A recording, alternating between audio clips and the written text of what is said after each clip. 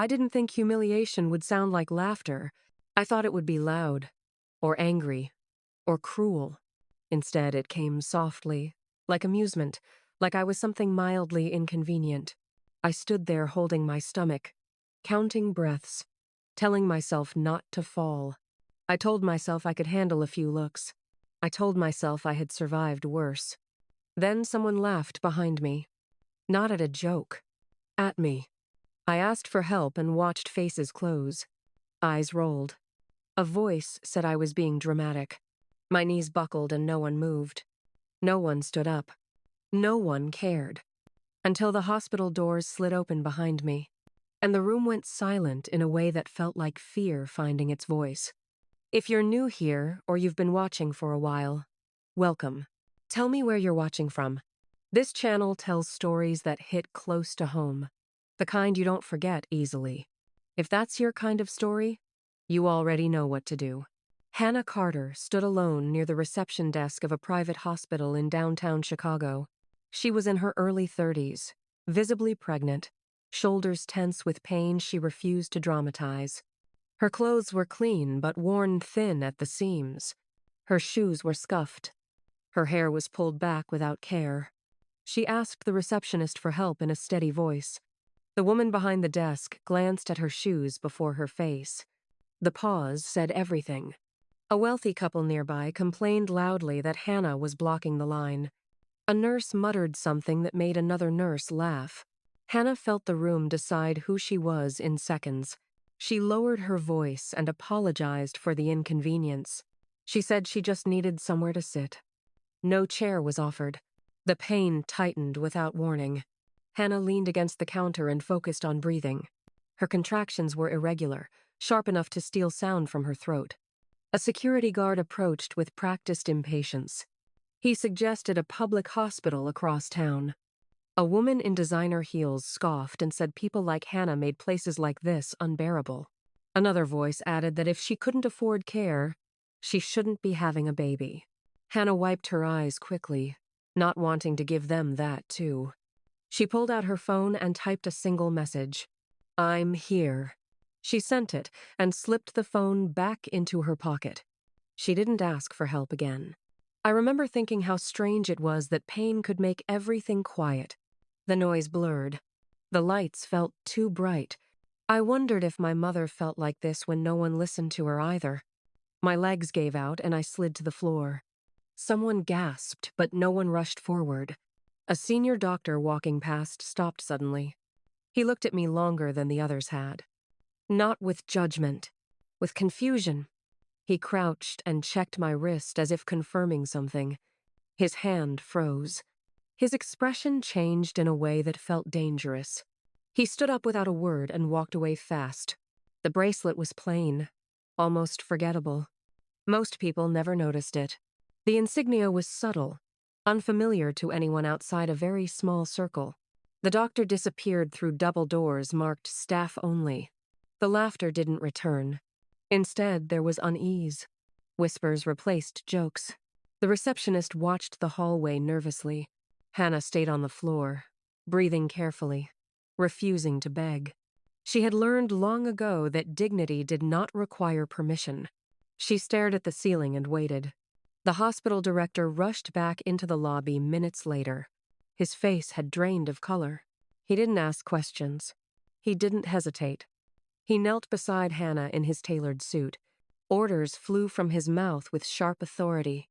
Nurses scrambled into motion. A wheelchair appeared from nowhere. The wealthy couple fell silent, their earlier confidence gone. The director addressed Hannah by name. Her full name. That was when the room finally understood it had made a mistake. Hannah Carter was not who they thought she was. She was the majority shareholder of the hospital's parent healthcare network. She was the silent owner of 3 major hospitals in the city. She was the woman who had funded the maternity wing they were standing in. She had hidden her identity deliberately, not as a test, as a truth. She wanted to see the system without privilege shielding her. She wanted to know how it treated women like her mother. The answer hurt more than the contractions. As they wheeled her toward the elevators, I felt something break and settle at the same time. Not anger, clarity. They spoke to me differently now. Their voices were careful, respectful, afraid. It was too late for that. The doors closed and the lobby disappeared from view. Behind those doors, laughter turned into silence. Ahead of me, truth was about to do its work. The elevator ride was quiet, except for the soft hum of machinery and my breathing. I stared at the metal doors and focused on staying upright inside my own body. A nurse adjusted the IV line with hands that trembled slightly. No one joked now. No one dismissed anything. The shift was immediate and complete. As we moved through restricted corridors, staff stepped aside instinctively. I was no longer an inconvenience. I was a priority, and the contrast made my chest feel heavier than the pain. The labor room was spacious and immaculately clean. Machines beeped softly as they were connected to me. A doctor introduced himself twice, as if repetition might erase what had already happened downstairs. Another nurse apologized without being asked. I nodded but didn't respond. This wasn't about apologies. This was about patterns. They monitored the baby's heartbeat and adjusted medication carefully. Everything was efficient now. Everything worked. I wondered how many women never made it this far. I closed my eyes and memories surfaced without permission. Growing up, I watched my mother wait in hospital corridors for hours. I watched nurses ignore her questions. I watched her pain treated like an exaggeration. That was where this began. Not in boardrooms, not in acquisitions, but in silence. I built my life so other women wouldn't have to beg. And still, nothing had changed when no one knew my name. The hospital director returned briefly with paperwork he didn't expect me to sign. Policies moved faster when fear was involved. He promised immediate internal reviews. He promised accountability. I listened without interrupting. Then I asked one question. What happens to women who don't own this place? He had no answer. Silence filled the room again, but this time it was deserved. Labor intensified as the hours passed. Pain came in waves that demanded full attention. Between contractions, I noticed the nurse who had laughed earlier standing near the door. Her eyes were red. She avoided looking at me directly. She asked if there was anything I needed. I shook my head. Kindness offered too late still carries weight. Just not the kind people expect. When it was time, the room filled with quiet urgency. Instructions were given calmly. Hands moved with precision. I pushed through pain that stripped everything else away. There was no audience now. No judgment. Just the moment itself. And then a sound cut through the air. Strong. Alive. My child's first cry grounded me completely. They placed my baby on my chest, wrapped in a soft blanket. The room faded into the background. I studied every detail of that small face. This was the reason. Not revenge. Not exposure. Protection. I whispered a promise I intended to keep. That this world would be different for her. Outside the room, conversations had already shifted. Names were being written down. Reports were being filed. Decisions were moving faster than they ever had before. I lay there listening, holding my child, feeling the weight of what was coming. Change would happen. Not because they wanted it, but because it could no longer be avoided. The morning light crept through the narrow window and settled on the hospital walls. Hannah woke to the steady rhythm of her baby's breathing. The pain had dulled into something manageable, but the weight of the night remained sharp. A doctor entered quietly and checked the monitors without small talk. Outside the room, footsteps moved faster than usual. Something was unfolding beyond the door. Hannah already knew what it was. Systems only respond when confronted by power. Administrators gathered in a glass-walled conference room down the hall. No one raised their voice. No one needed to. Files were opened. Names were listed. Timestamps were reviewed carefully. Security footage from the lobby replayed on a large screen. Laughter echoed in the recording, hollow and exposed. Every person in the room understood the stakes now. I listened from my bed as conversations carried through thin walls. They used words like restructuring and protocol failure. They avoided words like cruelty and indifference.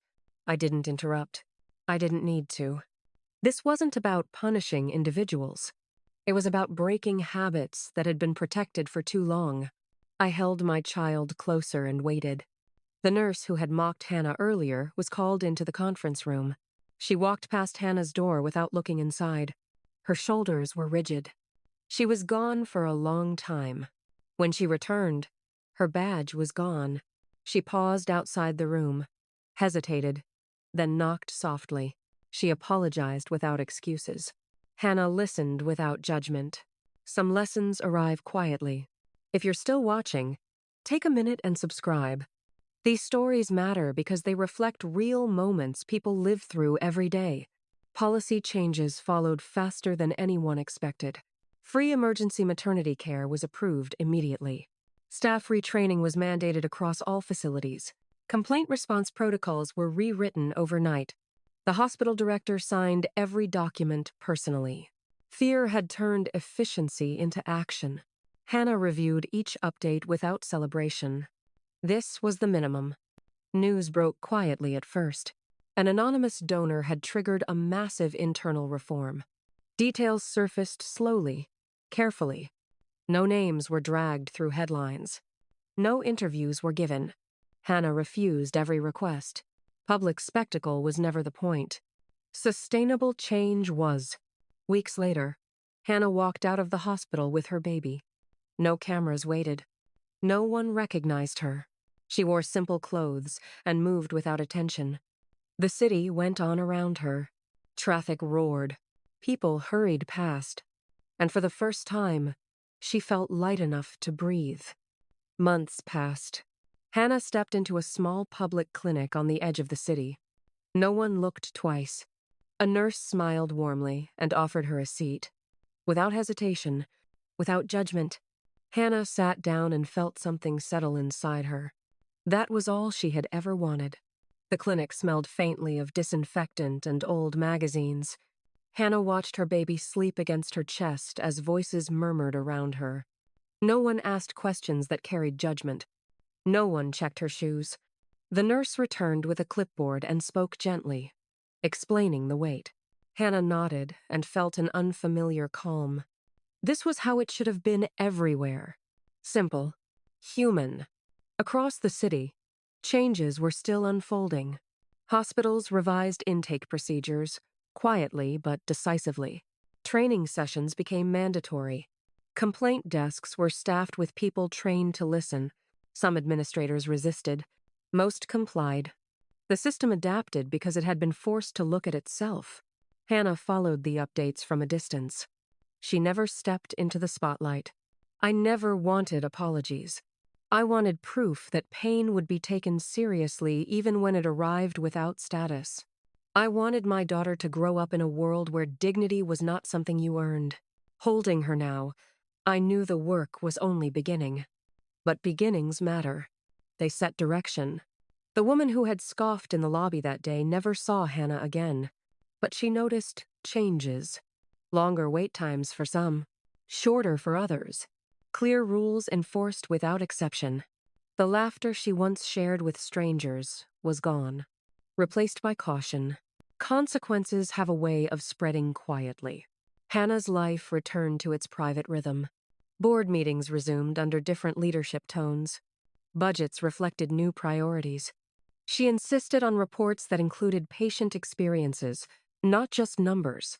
Stories carried weight now. She read them late at night while her daughter slept nearby. Every line reinforced why she had chosen silence before action. Years later, a young pregnant woman entered one of the hospitals Hannah owned. She was nervous and underdressed and alone. A nurse greeted her kindly. A chair was offered immediately. No one laughed. No one hesitated. The moment passed unnoticed by most, but it mattered. I sometimes think back to that lobby. Not with anger, with clarity. It showed me the truth without filters. It reminded me why power should never be loud. Real change doesn't announce itself. It lives in small moments most people never see. Hannah watched her daughter take her first unsteady steps across the living room floor. Laughter filled the space, real and unafraid. She knew the world would still be imperfect, but it would be different in ways that mattered. She had walked into that hospital as a nobody. She walked away having changed everything quietly. If this story moved you, take a moment to like, subscribe, and share your thoughts in the comments. Stay connected for more stories that speak truth, dignity, and quiet strength. Time moved forward without ceremony. Hannah stopped visiting hospitals altogether. She delegated oversight to independent boards with real authority. Metrics changed from profit first to outcome first. Patient feedback became mandatory reading at executive meetings. Some investors complained quietly. She listened and refused to bend. The system adjusted again. In medical schools across the state, new training modules appeared. Empathy was no longer a footnote. Simulation labs taught students how bias sounds and feels. Recordings from real complaints were used as lessons. No names were attached, only consequences. A culture shift does not announce itself. It accumulates. I never told my daughter what happened in that lobby. Not when she was small. Not when she asked why I cared so much about hospitals. Some stories are not warnings. They are foundations. She would learn kindness by receiving it. That mattered more. Years later, Hannah attended a charity event she did not sponsor. She stood at the back and listened. A speaker praised healthcare reform without knowing who shaped it. Applause filled the room. Hannah did not clap. She smiled once and left early. Recognition had never been the goal. The hospital lobby from that night was renovated. New seating replaced polished stone that once felt unwelcoming. Signage emphasized care before cost. Staff rotations ensured no one stayed insulated by privilege. Patients waited with dignity. Most never knew why the space felt different. That was the point. A young nurse started her first shift at one of the hospitals. She was nervous and attentive. Her supervisor reminded her of one rule above all others. Every patient matters before their paperwork. The nurse nodded and carried it forward. Rules survive when people believe them. I sometimes wonder what would have happened if I had stayed silent. If I had accepted the chair only when my name carried weight. The thought passes quickly. Silence protects systems. Speaking, even quietly, changes them. That night taught me who I was. Hannah watched her daughter run ahead of her into a community clinic years later. A nurse greeted them with warmth and patience. A chair was offered without question. Hannah sat and felt the echo of a choice made long ago. She had walked into a hospital unseen. She had walked away without disappearing. Like, subscribe, and comment to stay connected. These stories matter because they happen every day.